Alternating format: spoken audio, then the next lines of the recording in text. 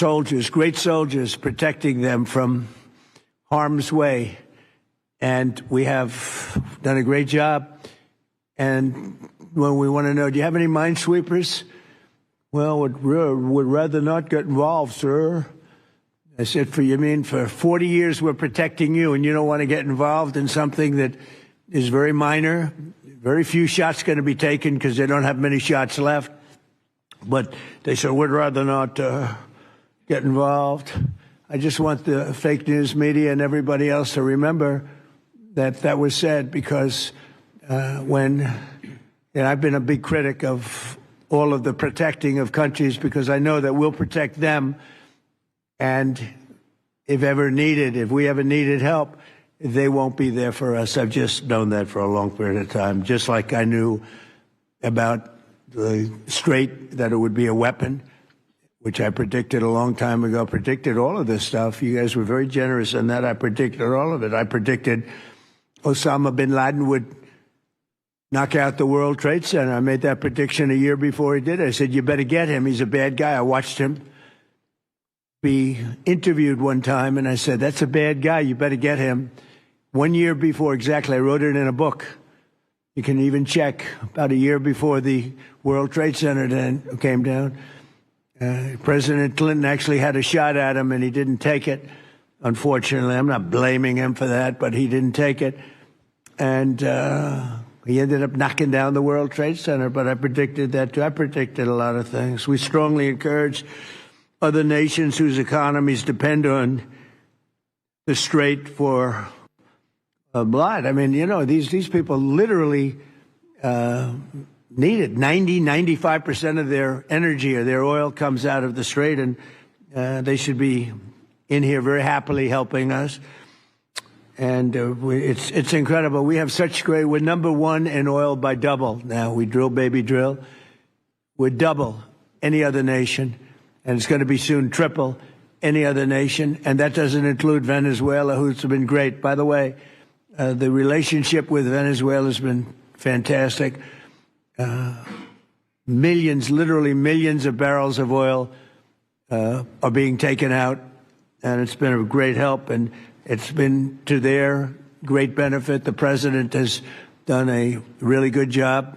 We get along with him really well. But we've taken out millions of barrels of oil and brought to Houston and other places to the refineries. We have refineries set up specifically for that. And it's been a great relationship, and more and more is happening. It's a tremendous oil source, and we're stepping it up very rapidly. The big companies are going in, and they will actually, numbers in a pretty short period of time, numbers that they've never been able to do, we'll be doing. There's a lot of oil under that land. We strongly encourage the other nations to get involved with us, and get involved quickly and with great enthusiasm. I have that from a number of them, and I'd like to say their names, but frankly, I don't know if they would want me to or not, because maybe they don't want to be targeted.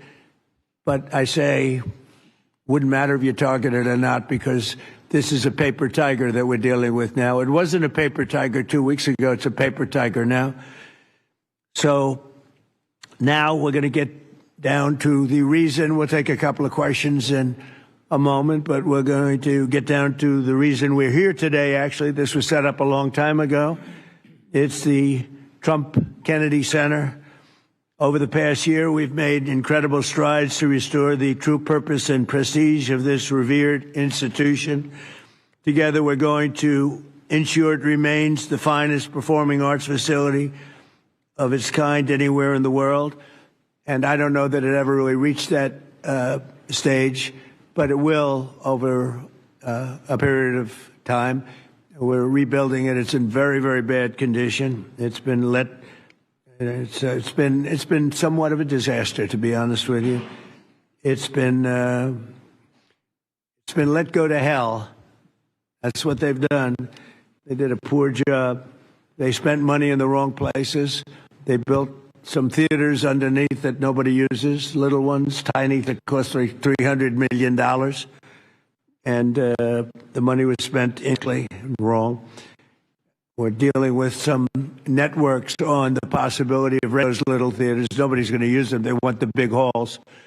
The halls are going to be incredible. They're in bad shape, but when they're completed, the bones are potentially something that could be unbelievable. So I want to, before we begin, I want to thank Rick Grinnell. He's been a friend of mine for a long time. He's incredible. He was the ambassador, as you know, to Germany. No happier woman in the world than Angela Merkel. Angela. She called me, "Thank you, sir, thank you." Although she liked Rick a lot, happier that he was no longer going to be the ambassador to Germany. He was difficult for them.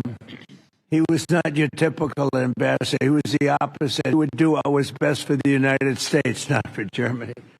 And I want to tell you, he did so good that I put him in charge of the thing called intelligence. And somebody wanted to do, but he did it, and he did it incredibly well. There were lots. He found out the leakers. And when he didn't find out who the leaker was in a certain area, everybody.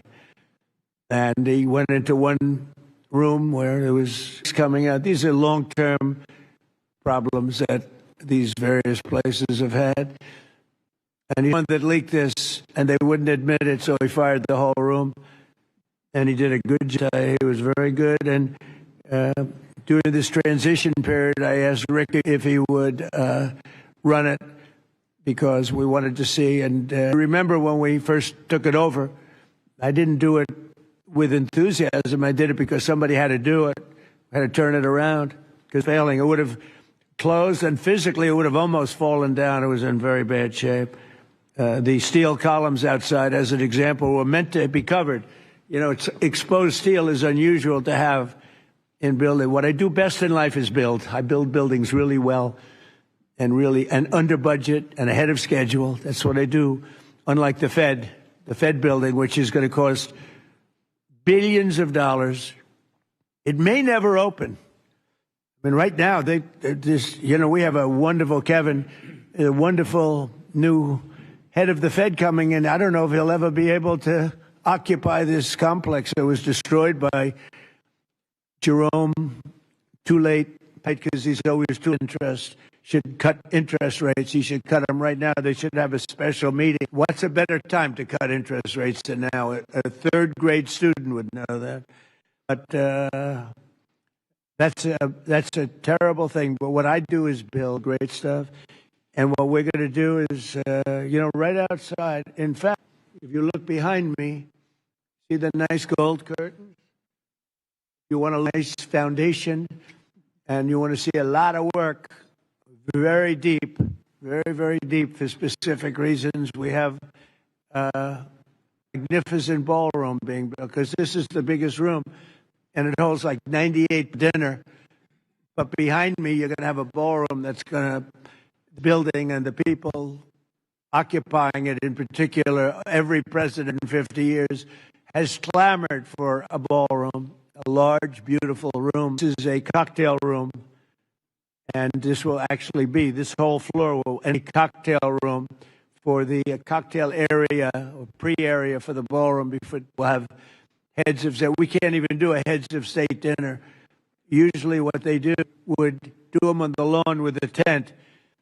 But when it rains, the lawn is very low. And you know the land in Washington, it was built swampy wetland. And when it rains... राष्ट्रीय मनाजिर थे Washington के, जहां अमेरिकी सदर Donald Trump news conference कर रहे थे। उनकी जानिब से कहा गया कि ताकतवर फौज ने ईरानी रजीम का खात्मा किया। ईरान के खिलाफ जंग का तीसरा हफ्ता जारी है। मजीद खबरें एक ब्रेक के बाद, हमारे साथ रहिए।